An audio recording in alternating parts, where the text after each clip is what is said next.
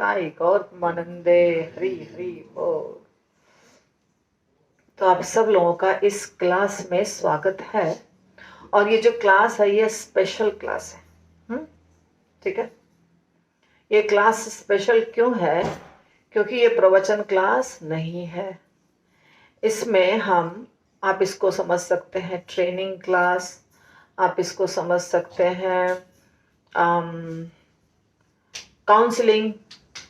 Counselling जो होता है वो जो भी हमारी समस्याएं होती। सबसे पहली बात, सबका मोबाइल ऑफ करिए। मोबाइल नहीं तो साइलेंट मोड पे कर दीजिए ताकि डिस्टरबेंस बिल्कुल भी ना हो।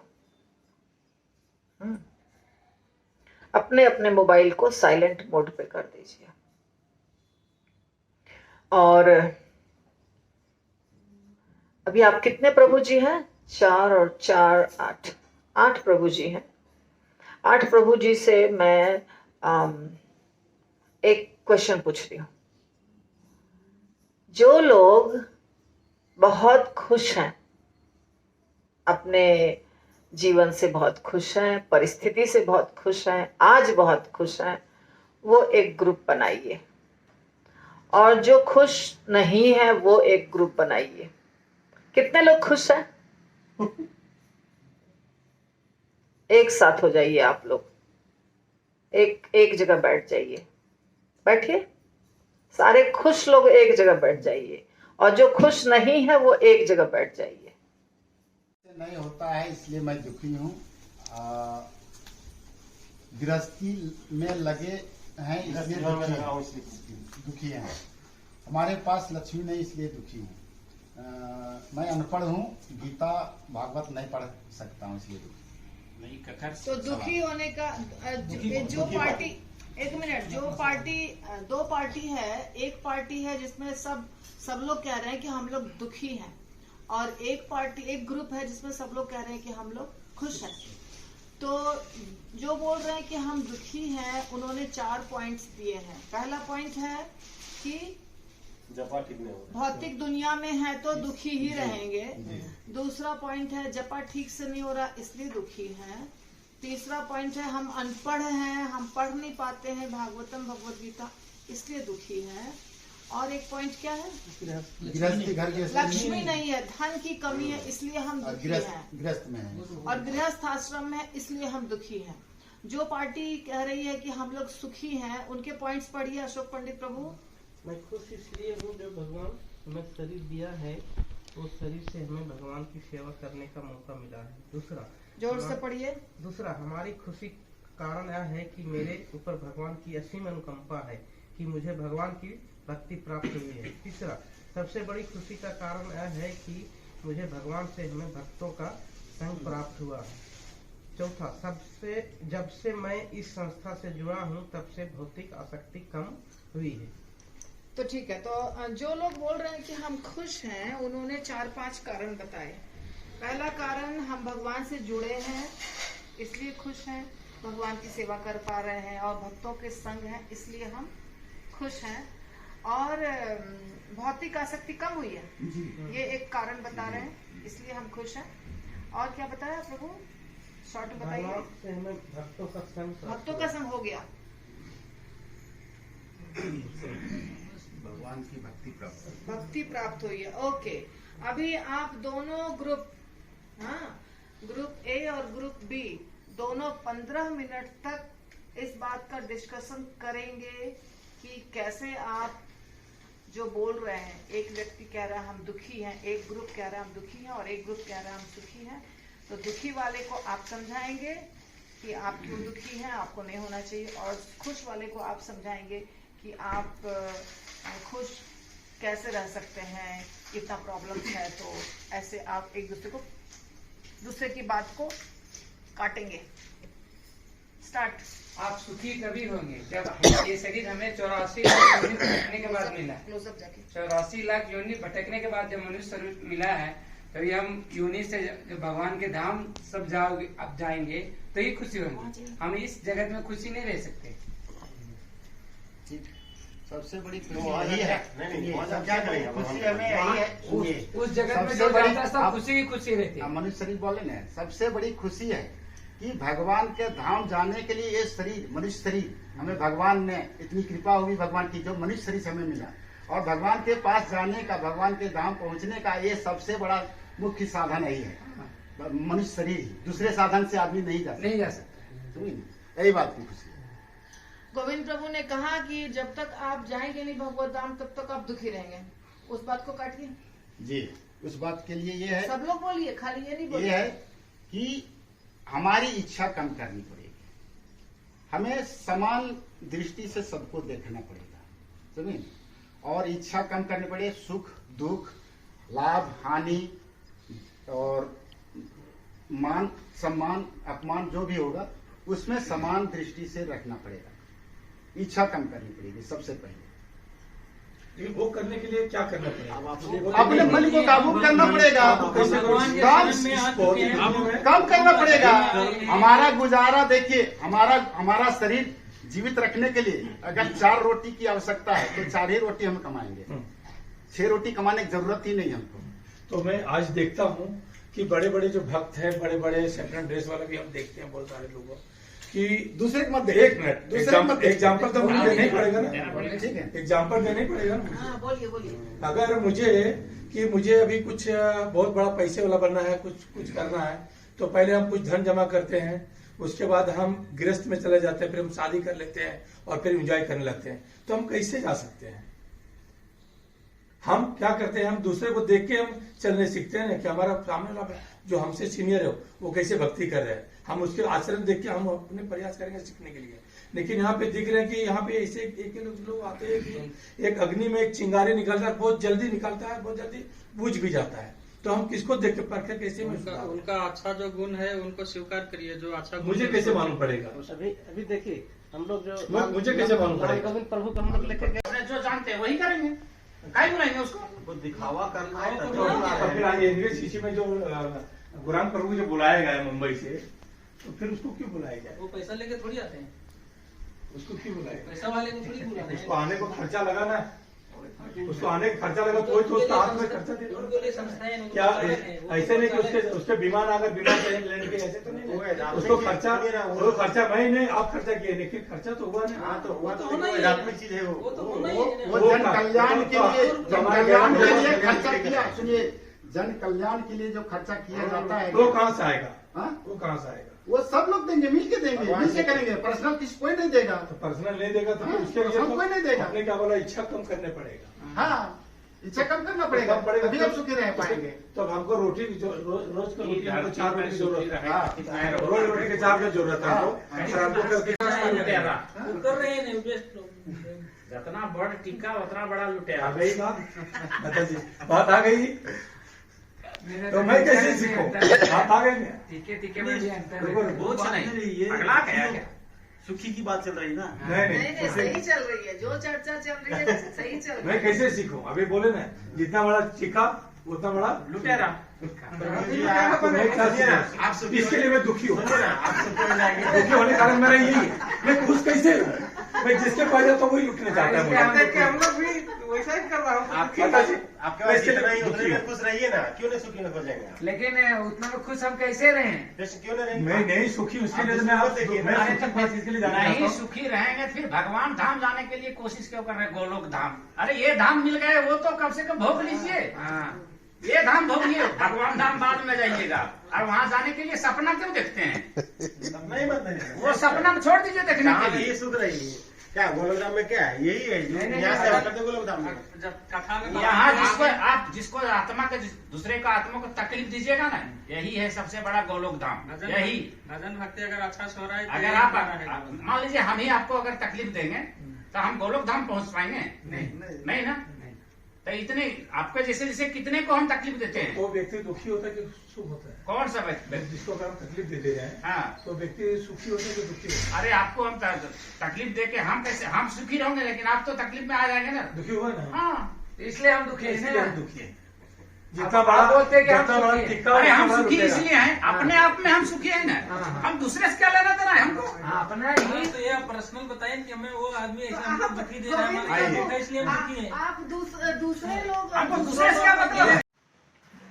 तो हमने जो एक्सरसाइज किया उसमें हमने देखा कि कुछ लोग दुखी हैं, कुछ लोग सुखी हैं। 2 ग्रुप बना, फिर उनके बीच में डिस्कशन हुआ और अच्छा डिस्कशन चल रहा था। मुझे अच्छा लगा कि सब लोग अपने हिसाब से कोशिश कर रहे हैं प्रूव करने की। और अभी क्वेश्चन स्टार्ट हुआ है जिसमें प्रभु जी ने पूछा, चक्रधर प्रभु ने, कि हम लोग दुखी क्यों हैं। तो मैंने आप लोग को एक बात समझाई थी जो सच बात है कि हमारे जीवन में हम जो डिसीजन लेते हैं वो डिसीजन हम सही समय पर सही नहीं ले पाते हैं। जैसे कि हमने आपको एग्जांपल दिया कि आपको पता भी नहीं शादी क्या चीज होती है, शादी के बाद जिम्मेदारियां क्या चीज होती हैं। मेंटली आप उस स्थिति में नहीं है कि एक पत्नी को बर्दाश्त कर सकें, पत्नी के आवश्यकताओं की पूर्ति कर सकें, पत्नी को समझा सकें। आपकी उम्र मान लीजिए 20 साल की थी, 25 साल की थी, आपका विवाह हो गया। 20-21 साल की उम्र में आपको एक और जिम्मेदारी आ गई पत्नी का। उसकी उम्र 16 साल, 15 साल, 18 साल की है। अब आप खुद ही अपना जीवन चलाने लायक नहीं है और एक और का जीवन चलाना हो गया। फिर उसके बाद बच्चे भी हो गए। अब जब तक आप सोचते, समझते, प्लान करते जीवन में, तब तक आपका पूरा घर भर गया बच्चों से और पत्नी से और जिम्मेदारी सिर के ऊपर। अब जब जिम्मेदारी सिर के ऊपर हो गई, इतनी ज्यादा जिम्मेदारियां हो गई, तो उस समय भी आपको कोई गाइड नहीं किया ठीक से। तो गाइड नहीं करने के कारण क्या हुआ कि जिस स्पीड से जिम्मेदारी बढ़ेगी वो आपको समझ में नहीं आया और अब आप फंस गए हैं बुरी तरह से दलदल में। इनकम कम और खर्चे ज्यादा, ये हो गया। और दिमागी तौर पर सबको कंट्रोल करना, बच्चों को भी, पत्नी को भी, माँ बाप को भी, इसके चलते दुखी हैं। बिजनेस देखना है, भक्ति करनी है, माँ बाप को देखना है, बच्चों की आवश्यकताओं की पूर्ति करनी है, और पत्नी भी झुंझलाती है क्योंकि उसका भी हेल्थ इश्यू है और उम्र बढ़ रही है, काम ज्यादा है। ये समस्या है कुल मिला के। सही है कि गलत? सही है कि गलत? है ना? अब इस समस्या का समाधान आपको करना है कि नहीं करना है? समाधान कैसे होगा? कभी भी कोई भी समस्या जीवन में आए, हम दुखी हैं, हम अभी दुखी हैं, मुंह लटकाए बैठे हैं, आप सब दुखी हैं। सोचिए, अकेले बैठ के सोचिए। पहला पॉइंट, अकेले बैठिए और सोचिए, पेन और पेपर लेके, मैं दुखी हूं कि खुश हूं? पहली बात, दुखी हूं कि खुश हूं? अगर दुखी हूं, दुख का कारण क्या है? आपका आंसर आपको ढूंढना है।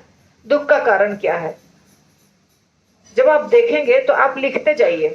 पैसा नहीं है, कर्जा है, साइट पे वर्कर कंट्रोल में नहीं है, बच्चे की आवश्यकताएं बहुत ज्यादा है, पूर्ति नहीं कर पा रहा हूं, बेटी की शादी किया है, बेटी अपने ससुराल में सुखी नहीं है, बेटा सेट नहीं हो रहा है, माला ठीक से नहीं हो रहा है। ऐसे आपको 10-12 कारण दिखाई देंगे। लिखिए सबको। हाँ, दिखाई देंगे कि नहीं? दिखाई देंगे ना? मान लीजिए आपको 10 रीजन दिखाई दे रहे हैं दुखी होने के, है सबके पास ये प्रॉब्लम।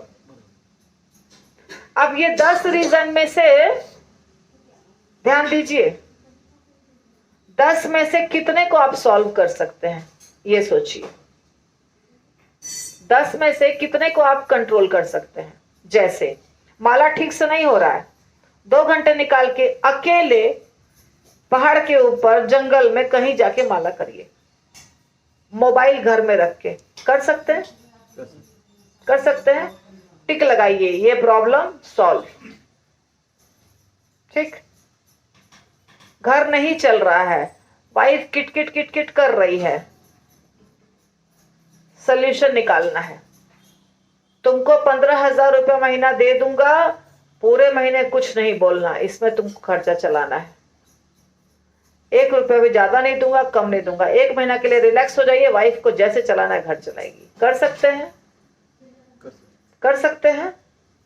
पूरे साल भर में आपको 2 लाख निकालना है, 1.5 लाख निकालना है, एक बैंक में रख देना है, उसमें से हर महीने वाइफ को देना है। सब्जी खरीदो, दूध खरीदो, जो खरीदना है खरीदो, आपका सबका जितना जो बजट है। और उसके बाद घर के किसी भी समस्या के लिए मुझे मत बोलना, उसके किट से आजादी मिल जाएगी आपको। इसी प्रकार आप तीसरा प्रॉब्लम, चौथा प्रॉब्लम, पांचवा प्रॉब्लम, हर प्रॉब्लम को लीजिए और उस प्रॉब्लम का क्या सल्यूशन है ये आप आराम से बैठ के सोचिए और 1 2 3 4 ऐसे करके टिक लगाते जाइए। ये प्रॉब्लम सॉल्व, ये प्रॉब्लम सॉल्व, ये प्रॉब्लम सॉल्व। जब आप ऐसे करते जाएंगे, लास्ट में आपको 2-3 प्रॉब्लम दिखेंगे जो बहुत मुश्किल है सॉल्व करना। तो 10 प्रॉब्लम एक साथ आया और 3 प्रॉब्लम एक साथ आया, इससे तो फर्क पड़ेगा दिमाग पे ना, नहीं पड़ेगा? ऐसे करके आपको मैनेजमेंट करना है अपना खुद का। और जब आप ये छोटे छोटे प्रॉब्लम सॉल्व कर लेंगे तो आपका दिमाग अच्छे से काम करेगा और तब बड़े प्रॉब्लम को भी आप अच्छे से सॉल्व कर पाएंगे। परेशानी में आप ऐसा बहुत सारा डिसीजन ले लेते हैं जो नहीं लेना चाहिए। झगड़ा हो जाता है साइट के ऊपर, काम में परेशानी आ जाती है, मन ठीक नहीं रहता है, कब क्या करना है पता नहीं, प्रसादम समय पे नहीं लेते हैं, नींद समय पे नहीं होती है, पूरी नहीं होती है नींद। आपको साल में यात्रा 1 या 2 जगह जाना है, आपको पूरे साल सोचना है कि हमको ये यात्रा में जाना है, इसके लिए इतना लक्ष्मी बचाना है, उसको अलग रखना है।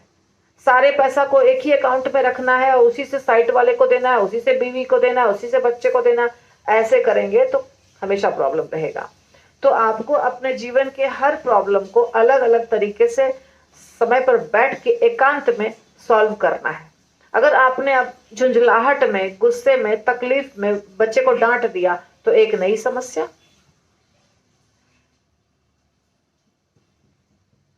कोई क्वेश्चन है?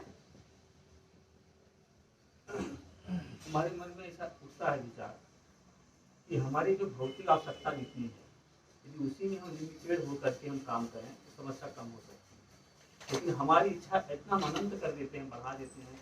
हमारे पास घर है रहने के लिए, इसके बाद हमें एक और घर चाहिए। हमारे पास 1-2 काम से गुजारा हो रहा है, हमें 2 काम और चाहिए। इस तरह जो भौतिक आवश्यकताएं और इच्छाएं हम इतना बढ़ा देते हैं कि बाद में वो मकड़ी के जाल के जैसा हो जाता है, हम परेशान होते हैं।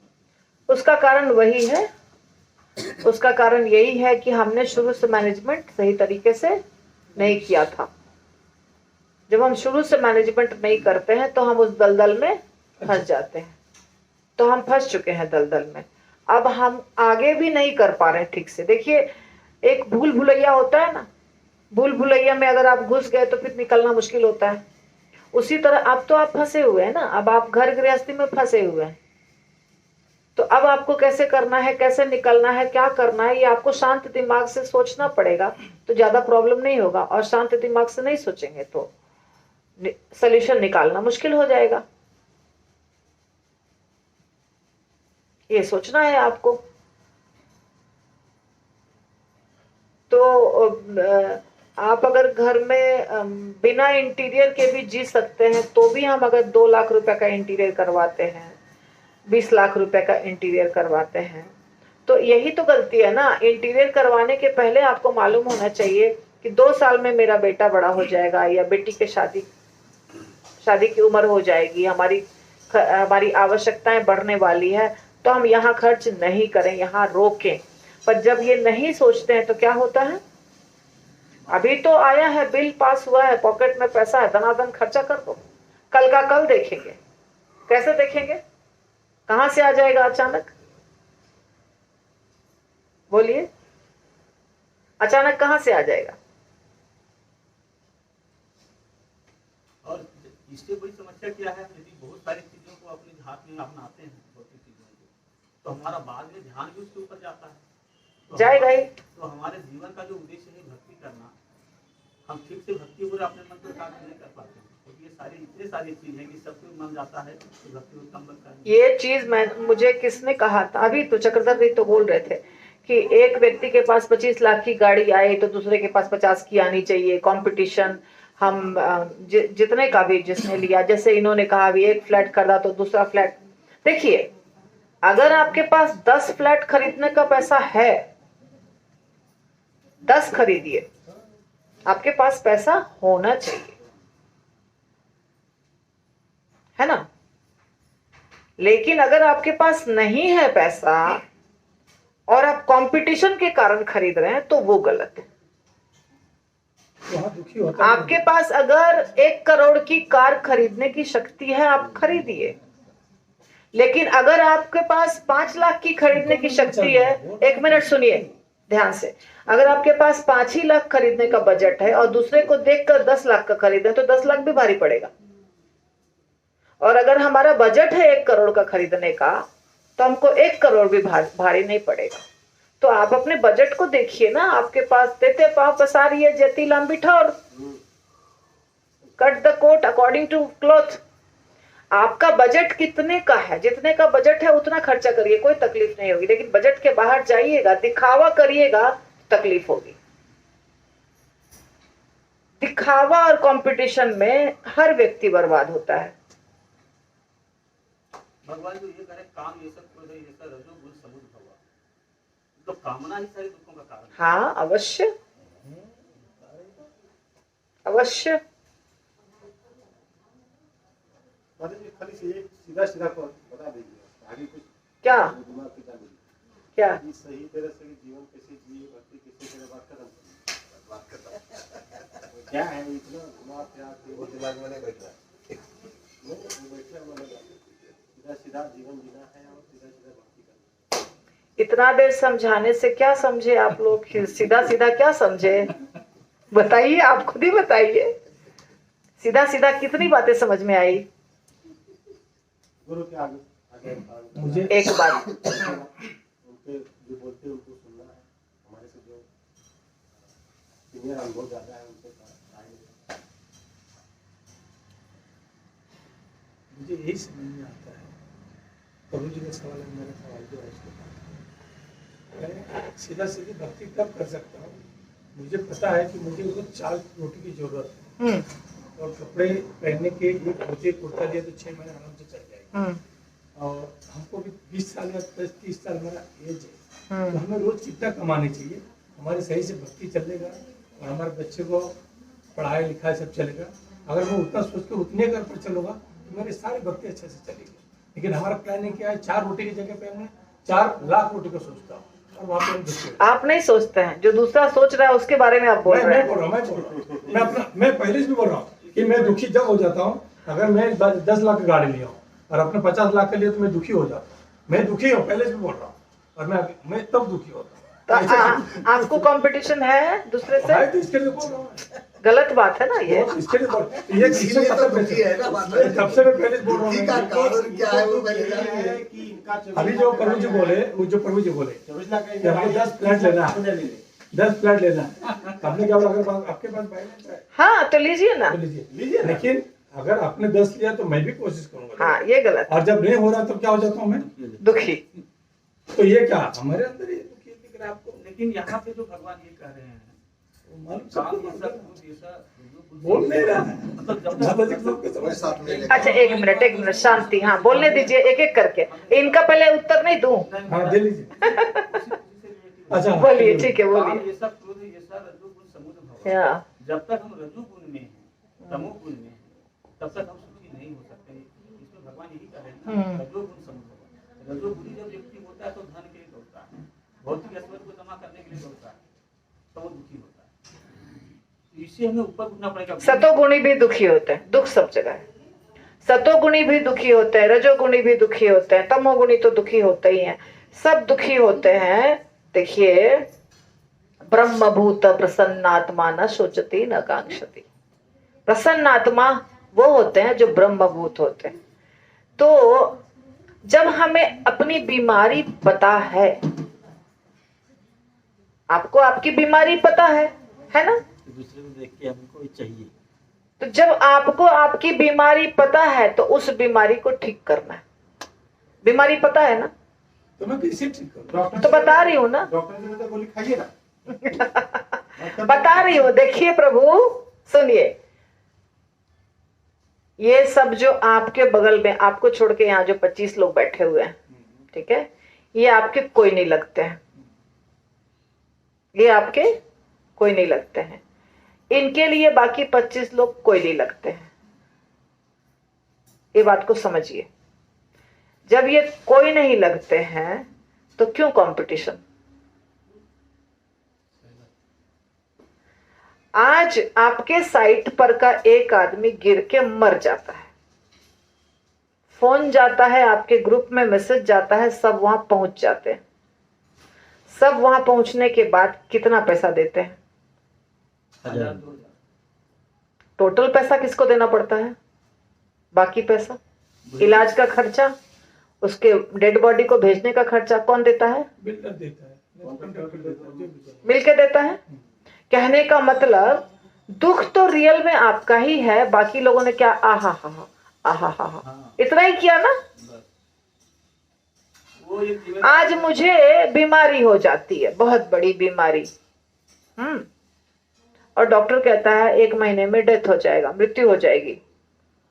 आप किसी भी व्यक्ति को, चाहे आप मेरे से कितना भी प्रेम करते हो, आप किसी भी व्यक्ति को ना मैं बीमारी अपनी दे सकती हूं, ना मैं अपना दर्द दे सकती हूं। क्या करेंगे सब लोग? बुके लेके, ड्राई फ्रूट्स लेकर के, काजू किशमिश लेकर के, पैसा लेकर के सिर्फ हॉस्पिटल में जाएंगे थोड़े समय के लिए। इसके बाद सब अपने अपने साइट पे काम करने जाएंगे, और मुझे ही तड़पना है, मुझे ही रोना है, मुझे ही, मेरे ही शरीर में बहुत सारे इंजेक्शन लगेंगे, पाइप लगेंगे, और अंत में मेरी ही मृत्यु होगी। ये सच्चाई है। इसलिए हमेशा अपने जीवन का सारा डिसीजन अकेले लेना चाहिए, और अपने बजट के अनुसार लेना चाहिए। बगल में जो व्यक्ति है वो क्या कर रहा है उससे कोई फर्क नहीं पड़ना चाहिए। जब